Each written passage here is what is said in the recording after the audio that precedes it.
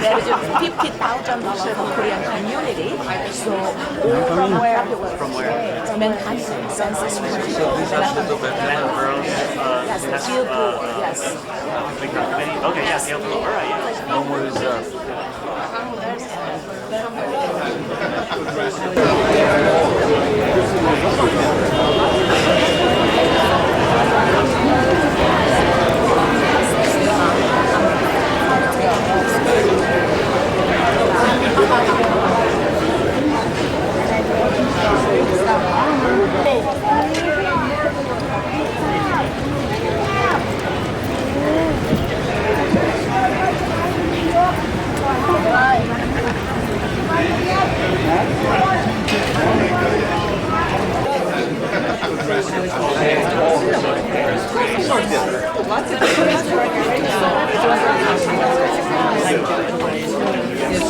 I'm going to start some trouble.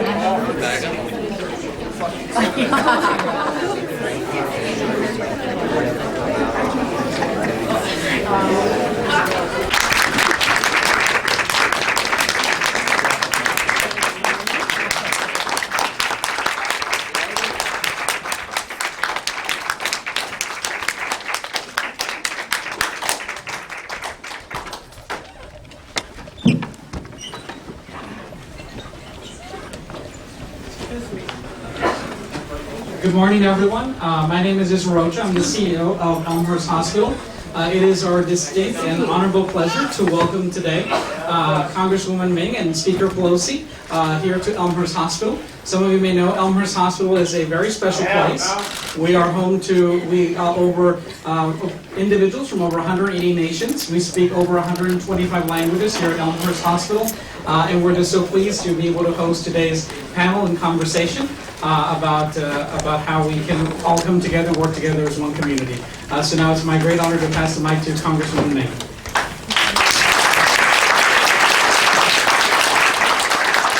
Thank you so much, Mr. Rocha, and thank you to everyone at the Elmhurst Hospital team for making this possible and hosting all of us here today.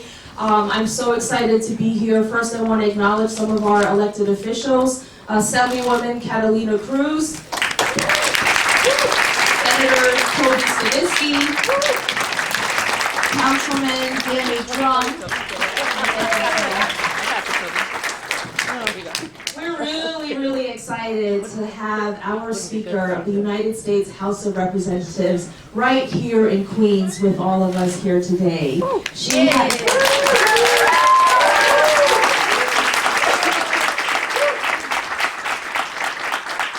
I know everyone gets to see her a lot on TV and in the media and social media. I'm really privileged to be able to witness firsthand the tremendous leadership that she is showing in Congress. Every single day, she is always reminding our caucus and Congress to speak up, to stand up, and to fight for the most vulnerable amongst us here in our communities, especially in Queens. And I'm so thankful that she's here with all of us. She's been a champion for all these different folks in our country. She is an amazing strategist, and you'll hear more from her on how we're working on so many issues that are so important for the people of America. Yes. Nova agrees. Nova Kim Vasquez. We are also really excited that our Speaker Pelosi is at the helm of leadership of the 116th Congress, which we know is a more diverse and more female Congress in the history of the United States. Even in the toughest times, Speaker Pelosi reminded us that we can't give up and we have to work hard to make it happen. And in 2018, it did indeed happen. So thank you to so many of you who helped make it happen as well.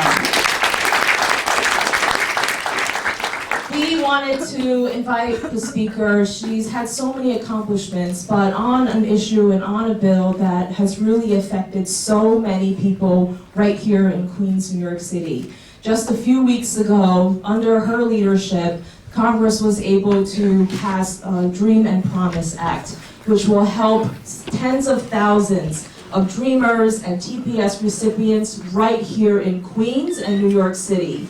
So we wanted to be here primarily to celebrate, but also to make sure that we are hearing directly from our leadership what we can do and what the best strategy is to push it forward, to pass it in the Senate, and to ultimately get it signed into law. So thank you everyone for being here today.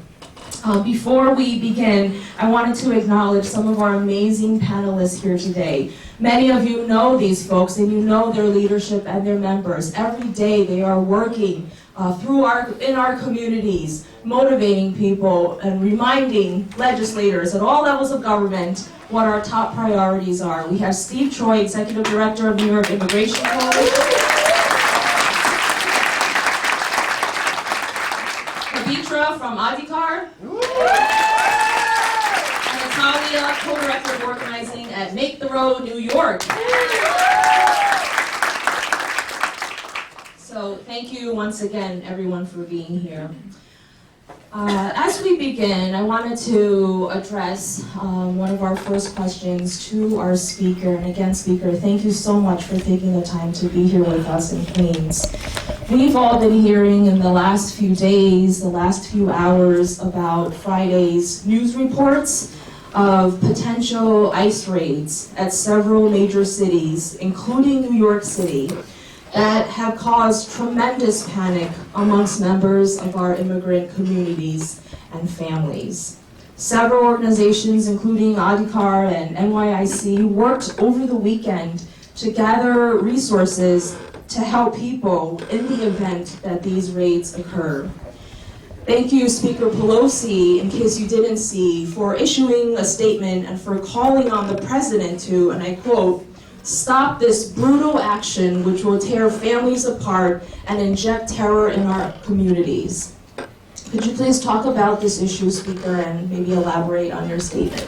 Thank you very much, Congresswoman Meng, and before I respond to that, I want to thank you for your great leadership on behalf of the beautiful diversity of your district and of our country.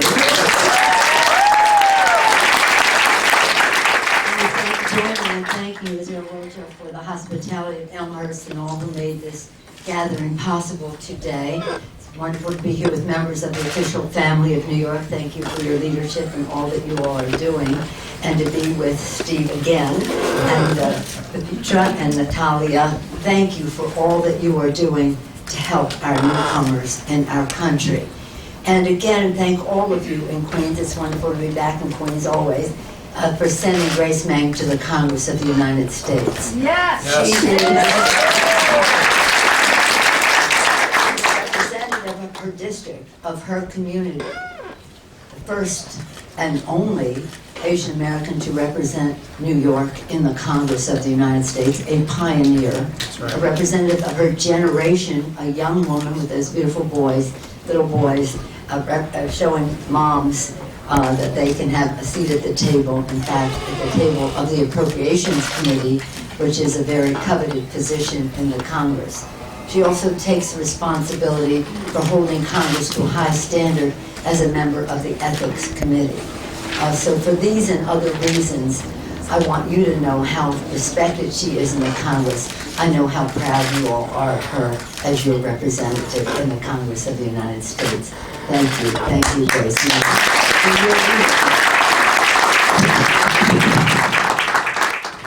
As a response to your question, let us just stipulate to a few things. One is that the constant reinvigoration of America are our newcomers to our country. Ronald Reagan said that. Ronald Reagan said that. He said, the vital force for America's preeminence in the world is every new generation of newcomers who comes to America. When America fails to recognize that, America will fail to be preeminent in the world. We cannot close the door. You look up his, this was the last speech he ever made as President of the United States, and it was about the Statue of Liberty. It was about the constant youth and vitality of our country that springs from our newcomers. Secondly, families belong together. That's right. It's a fundamental thing. And I thank all of you for operating on that principle and making sure that immigrants know their rights. In the United States of America, everyone has rights that must be respected.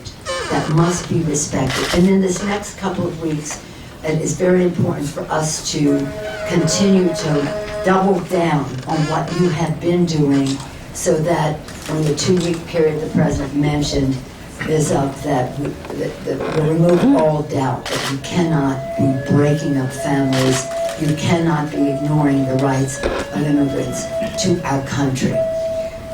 When I saw that the President was going to have these it was so appalling. It's outside the circle of civilized human behavior to just be kicking down doors, splitting up families, and the rest of that, in addition to the injustices that are happening at the border.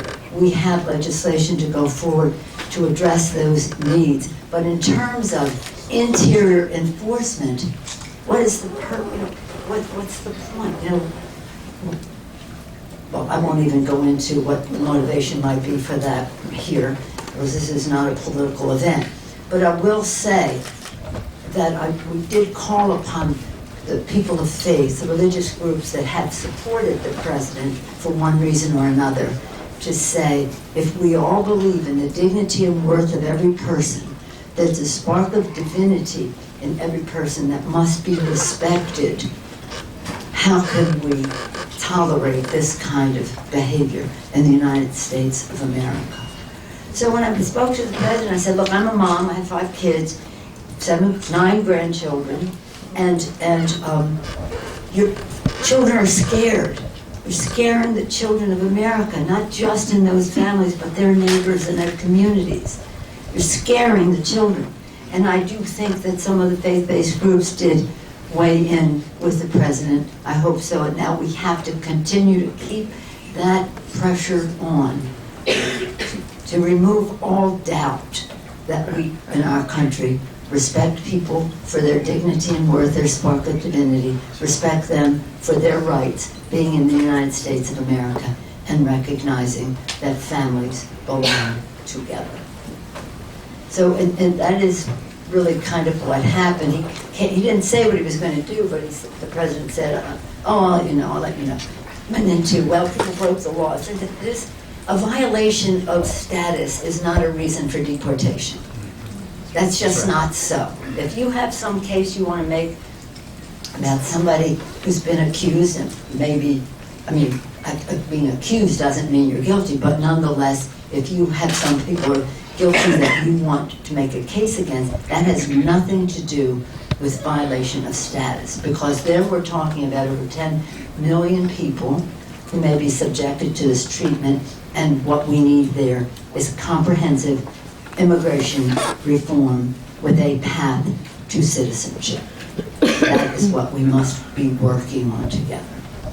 And in terms of what he said in his statement, we want to revisit or address the asylum and refugee law, I quote the evangelical community who testified to us that the U.S.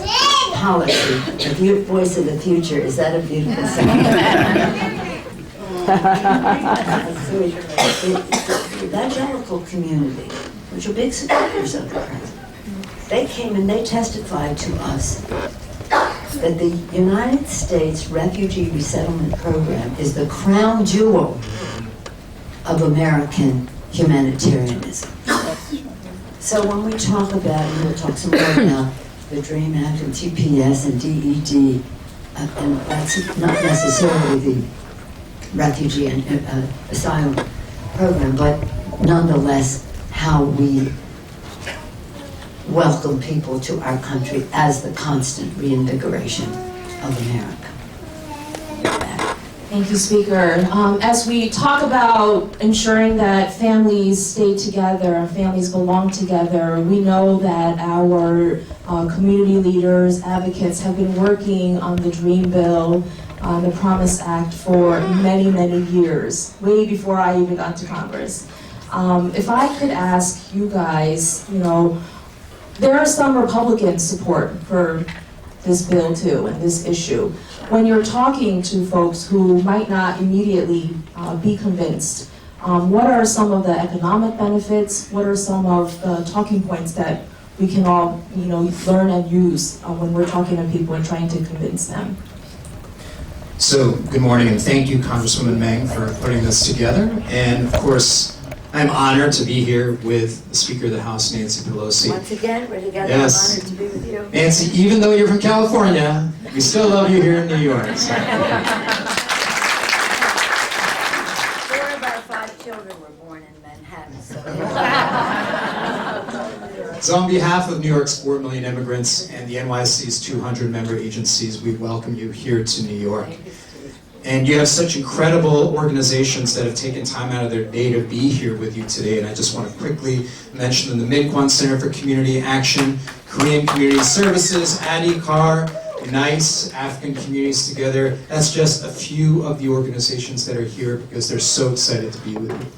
I would just say from our perspective, there's so much work that needs to be done, both on Dream and Promise and on other issues.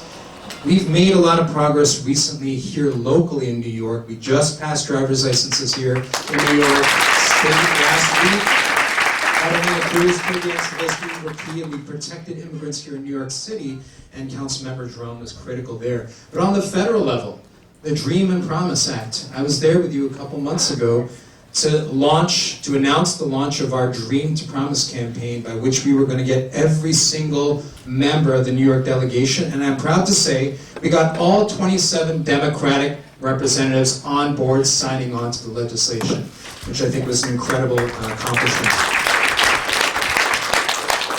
We have a lot of room to work on this. I have to say we were a little dismayed at some of the debate that happened internally when some of the amendments came down, where there were some very controversial pieces about gang conduct added to the bill. And being here in New York, we've seen how destructive some of those kinds of allegations can be, particularly in a place like Long Island, where essentially everybody is going to get labeled an MS-13 member, and that causes a real problem, and there's a real polarization that happens as a result. So, Grace, I think your question is absolutely correct. We do need to make the case out there that this is not just a Democratic issue. This is an issue for everybody. There should be Republicans on board. There used to be Republicans on board with the DREAM Act, and we need to be able to make this case that, Speaker Pelosi, you mentioned earlier, this is about the future of America, and this is about the past of America. We need to say, we need to make the economic case for this particular bill, and I think the economic case is, it's case closed. We all know what kinds of benefits it's going to do for our economy, how much brain power it's going to add to our economy, but we also need to really make the moral case. And we need to make the moral case both to the folks who are on our side, but also to the Republicans as well, and figure out how to make sure that they are also going to get on board, because this is just a harbinger of a debate we're going to have around comprehensive immigration reform when that gets on the table as well. So we're proud to be working with you on the Dream and Promise campaign. We threw down on that. We're looking forward to working with Representative Meng on some immigrant integration legislation later this year, and we have our work cut out in front of us. But just may say that Republicans across the country support the DREAM Act. It's overwhelming. Independents, Republicans across the country, the Dreamers have had such an impression on our country, and TPS is the only fair thing to do in DED as well. So it's just the Republicans in Congress that we have to get to, but this is something that has broad support across the country. I think one of the things, my name is Pavitra, I'm with ADICAR. ADICAR is a Nepali-speaking, we work for the Nepali-speaking community. We're a workers' center, we work on workers' rights, immigrant rights, healthcare, and language justice. And I think for us, it's been a really important piece that in the highlight for DREAM and TPS, there's been a lot of focus on those with privilege and those that are Rhodes Scholars, and I think that's important. But as a workers' center, we know that the backbone of our economy is on a lot of workers. And when we talked about TPS, we really wanted to make it about the workers here in New York City and across the country. So for us, that's domestic workers, caregivers, nail salon workers, taxi drivers, Uber drivers. And without that economy, with a majority of immigrants probably running that economy, it would probably cause chaos, right? If we got rid of all the caregivers around the country, it would cause chaos. We went to Representative King and really pushed him to support the Dream and Promise Act, talked about TPS, DED. I think he was mostly behind us. He's actually been supportive of Nepal in terms of our TPS renewal campaign, but there were just some pieces that we couldn't push him on, and it really did become an issue of party line in the end, and we couldn't push him past that party line. But we hope as we move on to the Senate and continue to push this forward, that people are willing to cross that party line, because we say, and we work with people all around the country, though we're based in New York City, that we have TPS holders and DEO holders in every single district. They are the restaurant workers that serve you food. They are the people that drive you to places. So we have to remember the essential pieces of our economy, which are the workers. Yes.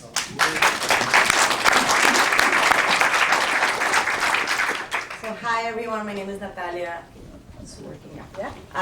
From Make the Road, New York. We're a community organization that is in New York. We're here in Jackson Heights, and Brooklyn, Staten Island, Westchester, and Long Island.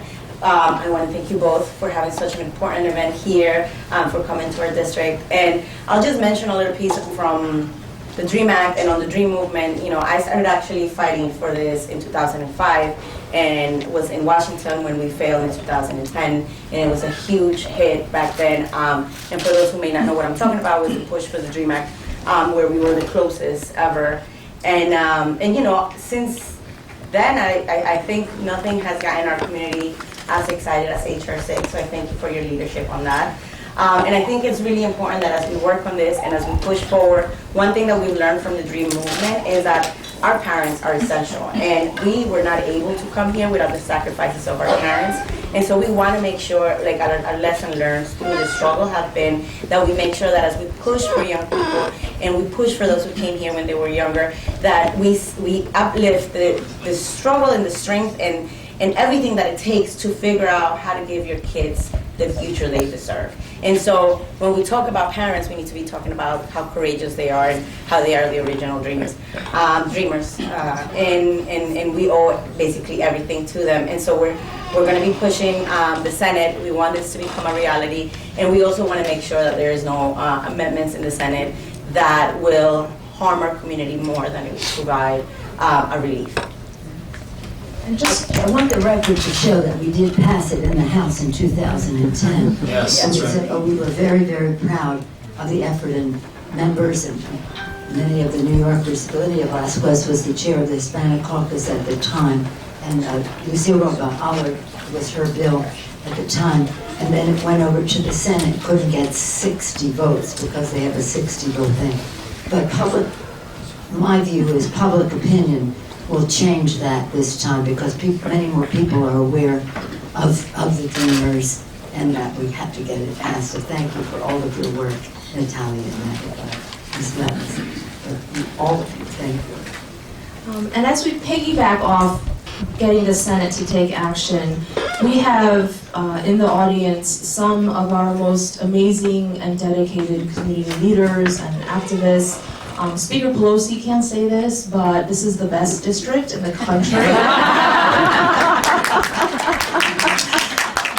And so, Speaker, how can the everyday person, how can we sway even more public sentiment? How can we persuade the Senate this time to take action? Do you have any tips or ideas or suggestions? Well, with all the compliments in the world to your district, as representing San Francisco, I always say when I'm home, the beauty is in the mix. The diversity is what we are all about, and it's a blessing. And I sometimes feel sad for some of our colleagues when I go home and see our beautiful diversity and think, you poor babies, you just go home to the same thing. We go home to the future, the face of America, the future.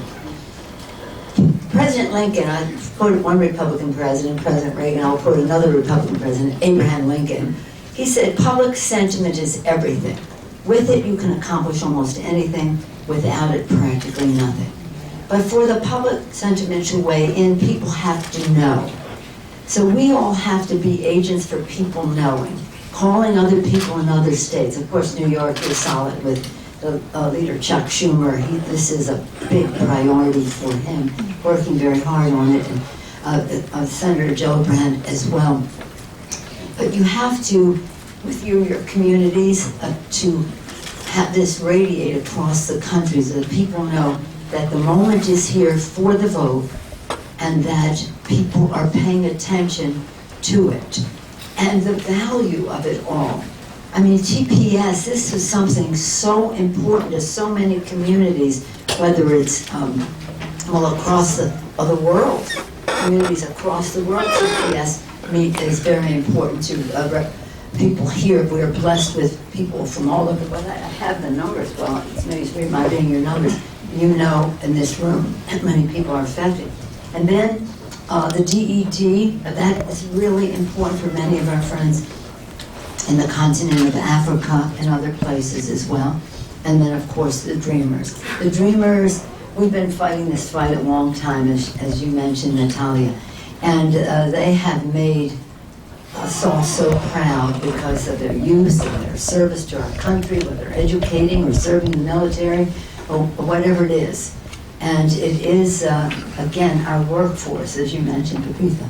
It is so important to our country. So we're not saying do this as a favor to them. Do this, this is worth it to you, every American, to you, for us to have the full benefit of the blessing of these newcomers. Some of them, their families been here a very long time. So again, public sentiment, beat the drum across America. We must pass this legislation. We might, 2 days ago was the anniversary of President Obama of passing DACA, and that was very important. Now we have to pass a fuller DREAM Act to address many more people, as well as TPS and DED. But it's know your power. Know your power in this. Whether it's the Nepalese community, whatever the community is, spread the word across the country so that they call their senators in order for them to know that people know are watching this vote. Because, again, it's about, the greatness of America, in addition to the greatness of the individuals who will be affected by it. Thank you, Speaker. I wanted to ask Steve, Pavitra, and Natalia. We were super excited to watch HR 6 pass the House. However, there is still obviously legislatively a ways to go. What can we tell our immigrant community? There might be confusion on what their next steps are. Do they continue to renew their status? What should they and what shouldn't they do? Go ahead. Yeah, so very good question. I'll cover DACA / DREAM. I think when it comes to DACA, the first thing that I always tell people is yes, renew it as soon as possible. If you're within 6 months to 8 months, I would still say go and see if you can send in the renewal now. There's actually an announcement that's supposed to come out this week from the Supreme Court around the census, and depending on what the arguments are of that announcement will have implications for DACA and for DACA within the Supreme Court and whether they see it or not. And whether they will be asking the local judges to rethink their answers based on what comes out of the census. So there's a lot of moving pieces. And DACA, thankfully, thanks to litigation, is still a program in place and it has to be renewed every 2 years. So please renew it ASAP. And then, we're going to continue to push. And in the DREAM Act within HR 6, it's really important because it finally provides a permanent solution. DACA is temporary. Every 2 years you have to apply for it. Finally, with the DREAM Act, folks will actually be able to see a green card, which then, after having a period of time here, will be able to adjust their status to citizens. And that's really important because we want to be able to have our community have a say and vote. And hopefully in the future, be sitting in Congress with all of you. So that's our message. And we have a member of an elected dreamer, when first elected.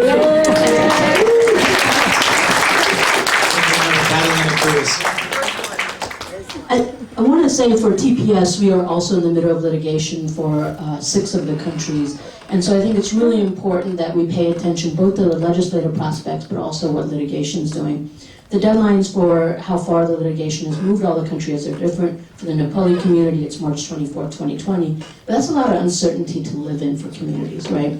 A lot of folks own homes cars, have businesses, and they're trying to figure out, are we going to be able to stay or are we not? Which is why we've gotten people invested in the fight around legislation for permanent residency. Even though Nepal's only had TPS since 2015, a lot of our people have been here for decades. And so we have, I mean, one of the wonderful parts of the legislation is it doesn't just cover current TPS holders, where there are about 15,000 Nepali TPS holders. It covers all the people that could have qualified for TPS when TPS was granted. So that would be upwards of almost, we would estimate, 40,000 people across the country that are Nepali that would qualify for status change. So that's important. So we're really trying to keep the momentum up and people invested in the fight. But as you said, with the litigation, it does protect people now. And folks have to realize that when they don't have to renew their TPS right now, they get their work authorization cards. But what's really important is that we're facing a lot of issues of people calling where the DMV is not accepting their EAD, right? So people are facing struggles. People are getting caught still by ICE because it doesn't trickle down to the actual workforce in ICE or the DMV knowing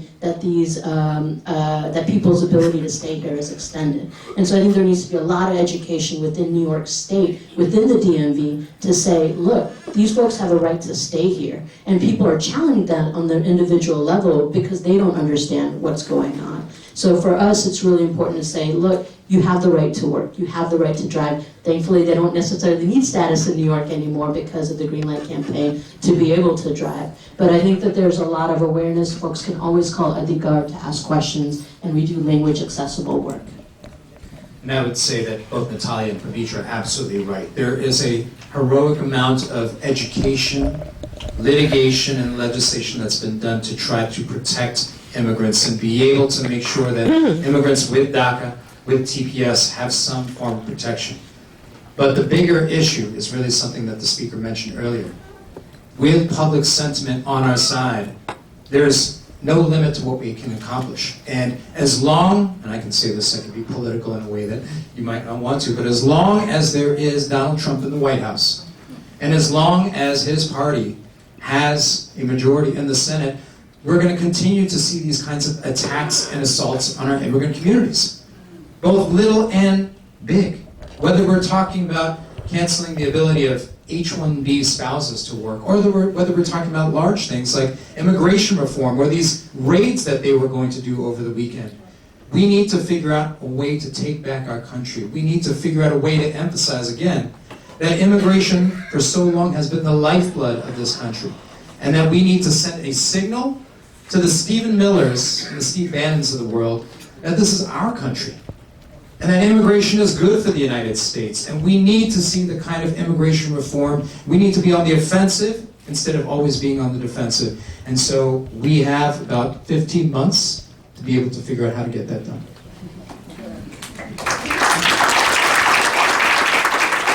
Thank you. I'm so inspired by our panelists as I head to Washington. Thank you for your words and your actions.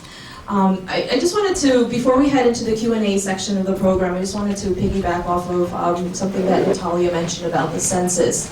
As you know, we are very imminently going to hear the results of the Supreme Court decision in light of the citizenship question. To our speaker, regardless of the outcome of the pending litigation, why is it critical for all of our different communities here in Queens and throughout the country to participate and encourage others around us to be actively counted for the upcoming 2020 census? Thank you very much for that question, and thank you for all that you all are doing. Oh, excuse me, I'm sorry. I was taking my cue from Natalia.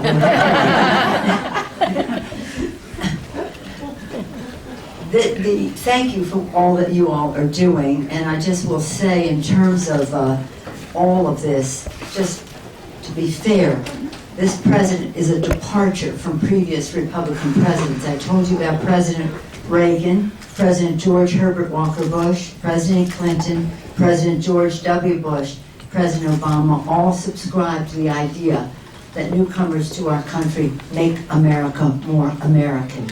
With their determination, their courage, their optimism, their commitment to making the future better for future generations. This is a departure, but nonetheless a threat.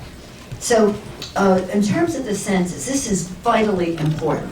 The census is the DNA. The people must sign up. And I know it's discouraging to hear some of the things you hear, that we should be in the court. And as the House of Representatives, the Democrats in the House went and testified in favor of getting rid of the citizenship question because it's not in the Constitution. It doesn't belong in the form to fill out. But the court could go that way. The court is ignoring further information that we can document that it was politically motivated to put that question in there. But we have the Constitution, we have the Congress, we have the court, and the court will see what they do. We have to be prepared for the worst, hope for the best, prepared for the worst. So one of the things that I want to commend, one of many things that I want to commend Congresswoman Meng for is she's on the Appropriations Committee. And right now we're having a fight about the funding for the census. We want more money for the census. There are those on the other side of the aisle who say, oh, most of the people probably sign up online. Oh, really? Well, if they do, they do, but maybe they won't. And it probably just take a couple knocks at the door. No, it will take more than a couple knocks at the door. And by the way, it is the organizations that have the confidence of the community who will be doing the outreach on all of this to have to give people the confidence that they must sign up. If you don't sign up, you're not counted. If you're not counted, it affects the services, the funds for services, whatever it happens to be, from the public sector for the community. So while we may be unhappy about the question on there, we have to, and hopefully we'll win that case, but again, I'm not confident. I just don't know, and we'll know soon. But don't give them a victory by not signing up because the citizenship. That is what they are trying to do, is to make people not sign up. You will play right into their hands. The Constitution is very clear. 3 years after the establishment of our country, a census would be taken, and every 10 years after that, the enumeration of the people in our country would be taken. That number will determine representation in Congress for different states, but more importantly, into people's personal lives, are the resources that would be allocated because of numbers. So if you don't sign up, you're not counted. If you're not counted, the community is underserved. And that is a victory for those who do not really believe in governance or meeting the needs of people. I mean, we have a philosophical division in our country about the role of government and meeting the needs of the people, and how we do a budget that allocate, and Congresswoman Meng has been a champion on this, how we allocate our resources. A budget should be a statement of our national values. What's important to us should be what we allocate our resources to. She's an appropriator. Who better than to make those determinations about our values? And one of the fights that we're having right now is to have more funding for the census so that more resources are available. But please, please, I beseech you, I pray that you will sign up, and that you will tell other people we must sign up. Don't give them the victory that this, for political purposes, they put on that out. And the court is ignoring the further information that's unfortunate, but let's see what they decide. But thank you, Grace Meng, for your fight that you're making for more funding for the census and all that goes with it in terms of meeting the needs of the American people.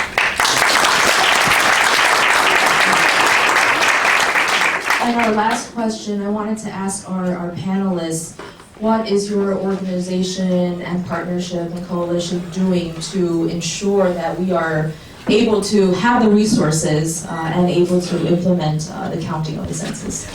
So first I want to take the opportunity to recognize Congresswoman Meng. There's not often too many times where C-SPAN TV is must-see TV, but it was when Grace Meng put Wilbur Ross on the stand and asked him, on record, whether he had any conversation with the White House about the census, the citizenship question. And he basically lied to her face and said no, but Congresswoman Meng put him on the spot, made sure he answered the tough questions, so thank you for your leadership on that.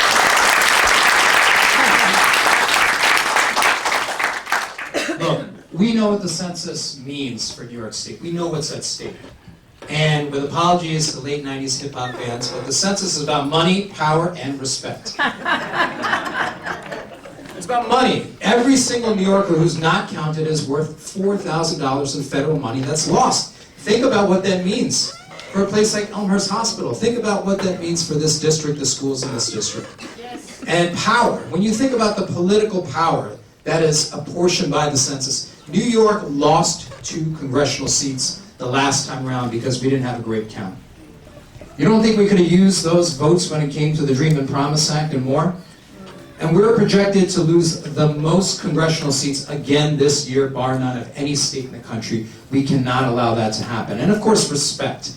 This citizenship question is a question that was baked up in the minds of Steve Bannon and Chris Kobach just to scare immigrant-rich states like New York from participating. We cannot allow that to happen. So that's why we've worked with an incredible coalition that we founded called New York Counts 2020. We got some great partners in the audience, the YMCA, Partnership New York City, Association for Better New York, that have joined together because we need to send a message, and that is, we are united, we're going to stand up, we will be counted, all of New York. Whether we're talking about labor, business, community groups, local and state elected officials, we need to be out there in a way that we've never done before. Trump is throwing some obstacles at us. He's trying to throw some barriers to prevent us from getting the money, power, and respect that we deserve. And we need to be able to jump over those barriers. We need to be in concert, united, with a front that New Yorkers are not going to take this, and New Yorkers are going to win this. I want to add something because we've been fighting really hard. Nepali people have never been counted in the census as Nepali individuals.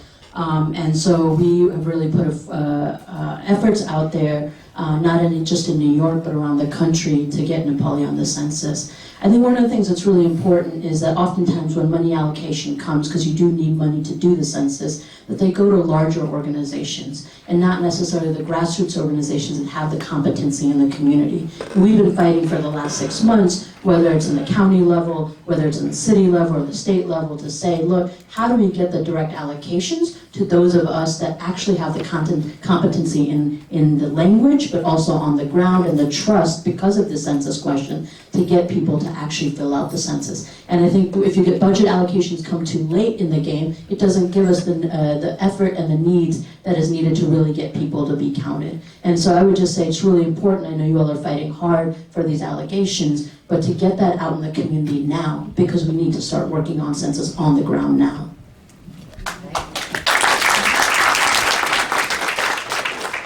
The only thing I'll add is we're part of the group of folks who put forward a lawsuit together with the New York Immigration Coalition, Casa de Maryland, and Make Their Own New York. So we're hoping that's one of the cases being seen by the Supreme Court that will come through, and they will say that the way that they added the question, which is our argument, was not following procedure, and that will basically save us. But the Census Bureau, this morning I was listening, released a report, and it says that about 9 million families of mixed status are likely not to fill out the census because of the question. There's other groups who say that perhaps the damage is already done, and I am an optimistic sometimes, and so I want to say that we're going to fight really hard to make sure that that damage is not done, that we are creative about how we're helping people fill out the questions, that I think a lot of our community members, especially maybe perhaps either older folks or folks who haven't been or not too accustomed to like online forms or technology, that we can take the time to help them fill out this, because to be honest, if a government agent or person that works for the government goes to knock on your door, that may be a scary feeling. But if it's a community organization that you've been working with and that person is helping you out, then the outcome can be different. So we really have to look at this, especially as community organizations, as an education campaign or organizing campaign or whatever it is, that the way that we look at our work and make plans to make sure everybody's filling this out, and for that we're going to need everyone. And the census does not share information with other departments, so whatever people are going to say, it's not going to be shared, for example, with USCIS or with ICE, which is ultimately people's fear. So we really need, for our schools, for our hospitals, for everyone to fill it out. Thank you.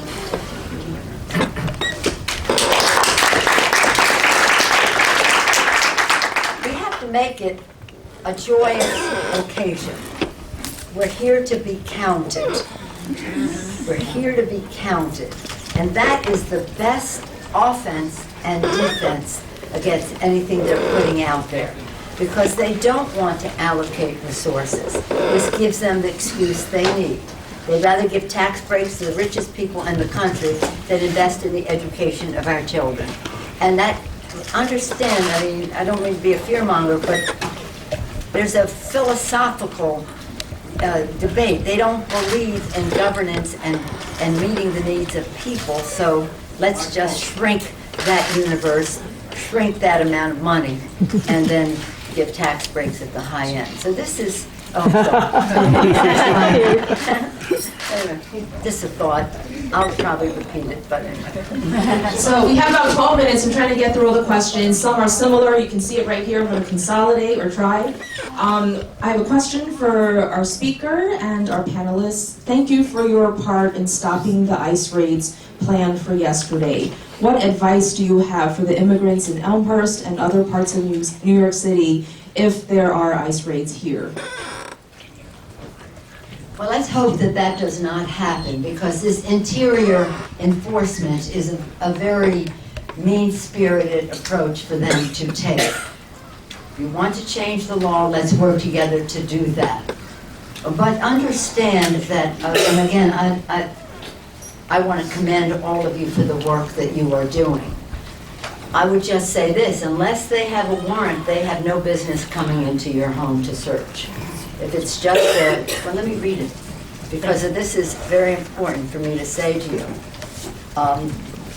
An ICE deportation warrant is not the same as a search warrant. If that is the only document ICE brings to a home raid, agents do not have the legal right to enter your home. If ICE agents don't have a warrant signed by a judge, a person may refuse to open the door to let them in. An administrative order of removal from ICE or immigration authorities is simply not enough. So know your rights, and you all are doing such a great job to make sure people know their rights. And again, we beyond those particular families, all of us have to embrace them. This is not America. This is not what we do to people. We do not break up families because of a status violation. That's just not right. And again, the fear that we have beyond the fights that we're having at the border, where we will pass legislation this week to meet the humanitarian needs at the border. That's very, very important for us to do. And we have to recognize we're in a Republican Senate, a Democratic House, and a Republican President, but we have the minimal interior enforcement, no wall, as we go forward. But in terms of interior enforcement, this is what is the president said before his rally. I mean, he said it before his rally. He's going to round up millions of people. Really? He wasn't. So now they're saying it's 2,000. One is too many. One is too many. But I call upon faith-based organizations, community-based organizations, people to just say, this is not America. This is not who we are. And we will not tolerate this disrespect of splitting up families in a way that disrespects the rights that people have in our country. In disrespecting the rights that anybody have in our country, we diminish who we are as a country. So let's just all join together. You talked, Steve, about other initiations of activities when they tried to do something like this before. I don't know if you want to speak to that. Yeah, I do feel like the actions of this administration are just so egregious and so offensive that we need to be able to do two things.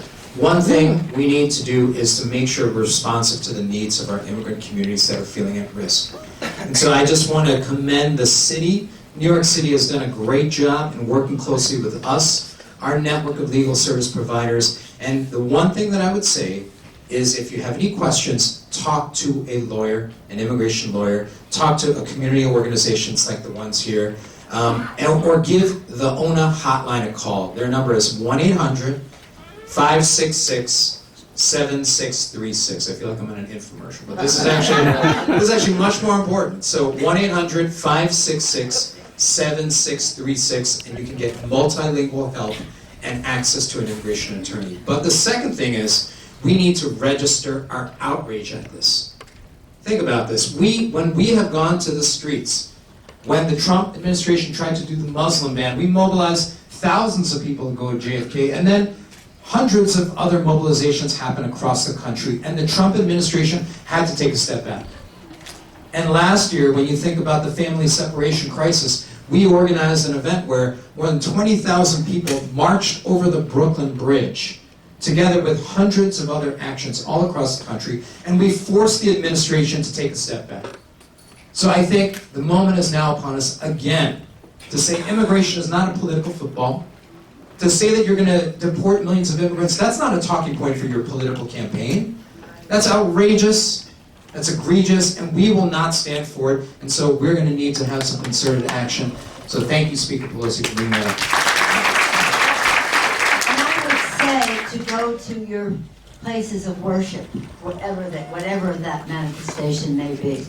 If you don't worship, okay. But if you, that's okay with me. But if you do, because they have to hear from people of faith that this is a violation of these people being children of God. They have to hear from those people because those are some of the people who got them elected in the first place. So the more the faith-based community weighs in on this, the more others in the faith-based community will have to weigh in on this. I want to add, I think that the other piece is people have the right to language interpretation. So if they come to your door and you can't understand, you have the right to ask for language interpretation. But the other piece is that the raids were really scary, and we prepared for them in the weekend. But New York City is a sanctuary city, and what we've also seen is, though police should not be collaborating with ICE, a way in which there are a lot of traps set up by police that then send people over to ICE. Right, and so I think there's a lot of examination that needs to happen in terms of the city, in terms of the way that people get caught up in the system, that then send people into the immigration system. Another piece is we work with a lot of service providers in the city, but they're overwhelmed with cases, right? And so we don't know if there's a raid that's going to happen if we actually could get a legal service provider as well as a language interpreter that actually is interpreting well, to be able to support the individuals and the communities that are being raided. And so I think there needs to be a lot more allocation in the city towards legal services for immigrants. And that's a critical part of being prepared for raids. I'll just add to this that an organized community is the best response that there will be to raids. I call them kidnappings because if somebody leaves their home and they're not coming back and nobody knows where they were at and how they disappear, kind of like a kidnapping. And so the best way is for you to know your neighbors, to have text threads with your neighbors, to the extent that you can have a community meeting in your own home and invite the neighbors that you know, and trust the people that you see every day in the mornings. Hopefully you're able to see your neighbors in the mornings and your neighbors at night, and at the very least you can say hey, this is weird activity. ICE uses coercion and tactics of force. They will try to get into people's homes. They will try to say that they're looking for someone who maybe lost their wallet and they're giving it back. They'll try to be crafty so that people open their door. Don't open their door. Don't talk to someone that you don't have to. The same thing for a car. Your car, you're not supposed to be searched unless they have a warrant as well. And so the best protection is going to be to always stay quiet, to not tell them anything, whether it's about yourself or the neighbor. We've seen in the past where they do collateral arrest. Collateral arrest means that if they're going to look for Jose, but they found Pablo, they pick up Pablo because Pablo wasn't able to say a lot about himself, so they're just okay, we'll pick you up instead. And so a lot of the incidents that are that could have been prevented are usually the ones where people, if they would have stuck to their rights, meaning not opening the door or not saying anything else beyond their name, that they could have been safe, or maybe not picked up, or maybe just not given the information of a neighbor, not knowingly. And also that ICE often shows up at people's house with a vest that says police, unfortunately. And so again, unless you have a warrant, you never have to open your doors to police or ICE or anyone that you don't know. And I want to say at noon, at Hate Free Zone, which is a local coalition in Queens that we work with, we're having an actual press conference to denounce the raid right in Diversity Plaza. Last question. This is a more practical question. It's two parts. I think it's two parts. I am a dreamer under HR 6. Am I allowed to apply for conditional permanent resident status now? Part 2, under HR 6, TPS holders of which countries would be eligible for permanent resident status? And thank you, Senator Jessica Ramos, for joining us.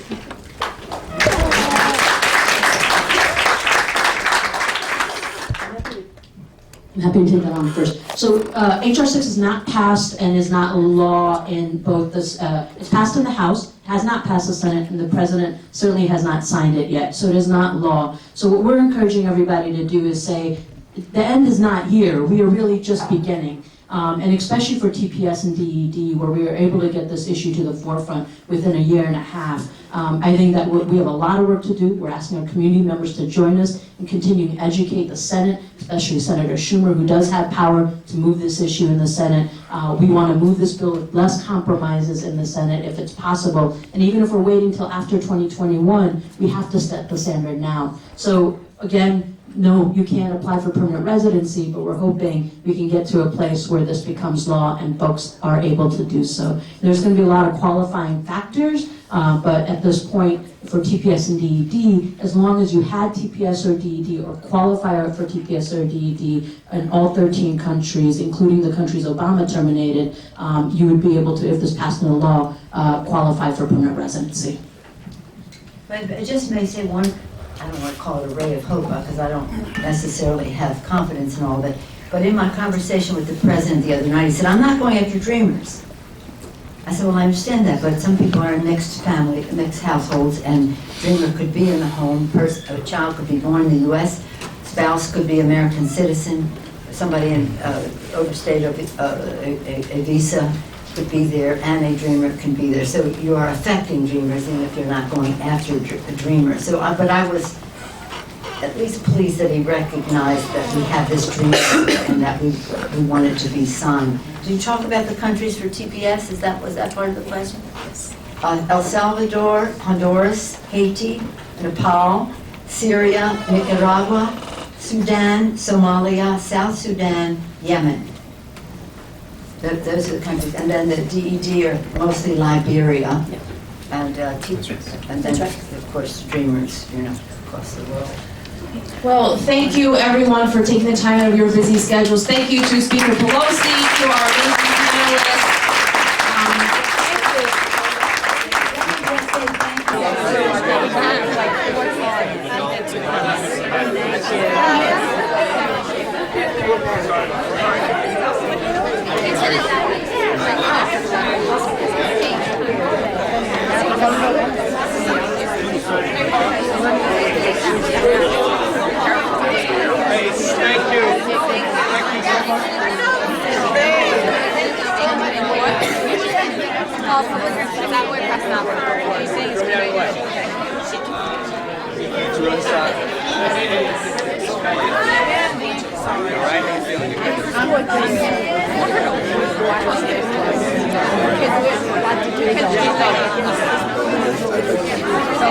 Can you take?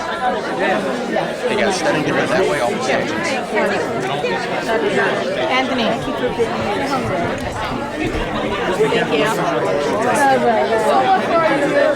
you. Thank you for being here. How are you?